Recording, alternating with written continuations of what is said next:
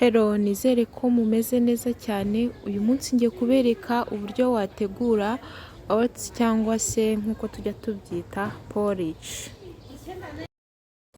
Hari izo usanga ziri mu isashe gutya nk'izi ngizi, hari n'izo usanga ziri mu dukarito cyangwa mu bikombe ugasanga zimeze gutya zishushanyijeho n'umuntu uzanditseho Quaker.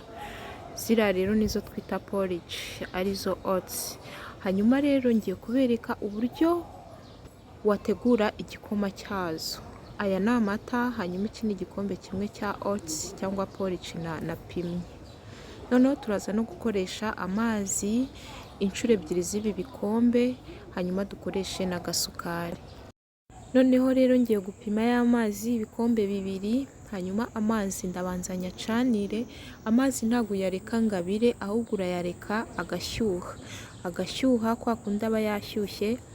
Noneho yamara gushyuha ukabona gukurikizaho ibindi. Ntabwo urindira yuko amazi yawe abira, icyo ukora ni ukuyareka akavamo ubukonje. Noneho rero amazi yamara gushyuha ugahita usukamo za oats, cya gikombe cya oats. Warangiza ugahita utangira kuvanga, ukajya uvanga ukaguma ukavanga ku buryo bitaza gufatamo hasi bikaba byashirira. Oats zishobora kugushirirana ubusa iyo utazivanze, kuko iyo utazivanze zigumamo hasi noneho zigafatamo hasi. Ni byiza rero ko ugomba guhita uzigaragura. Murabona ko zatangiye kubira, ndimo ndagenda mvanga. Iyo zimaze kubira gutya uhita ushyiramo ya mata twapimye, yanganaga na mililitiro 500. Ubwo ngubwo ni inusu ya litiro, ni inusu. Rero ngiye gushyiramo ya mata mililitiro 500, gukoresha mililitiro 500, ibikombe bibiri by'amazi n'igikombe kimwe cya oats. Hanyuma nabyo ndabivanga, ya mata nayo abiri.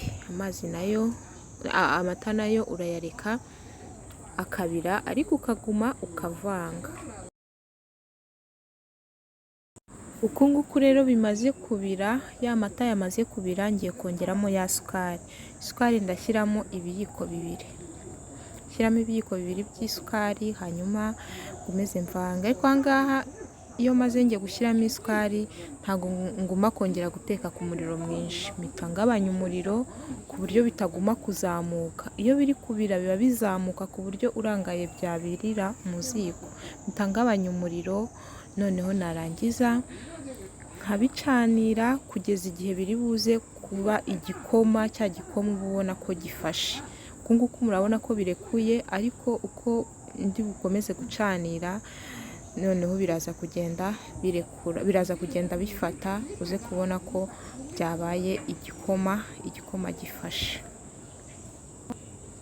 Urabona ukuntu byabaye ahangaha, byatangiye gufata, byabaye igikoma neza, cya gikoma gifashe.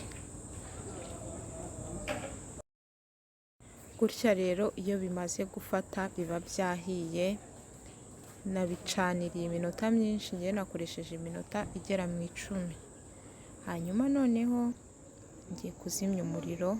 Nimara kuzimya umuriro ubundi mbisavinga. Ahangaha ubihereza bigishyushye nibyo byiza. Iminota 10 nakoresheje ni cya gihe nkimara gushyiramo amata, ariko iminota ya mbere sinayibaza, ariko nkimara gushyiramo amata byantwaye iminota myinshi, iminota igera mu 10. Hanyuma rero iri funguro ni iry'abantu 5. Warabona ko ari igikoma cyinshi cyane.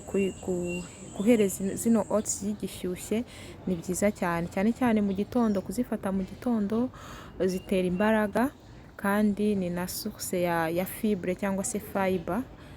Ni nziza cyane ku buzima bwacu.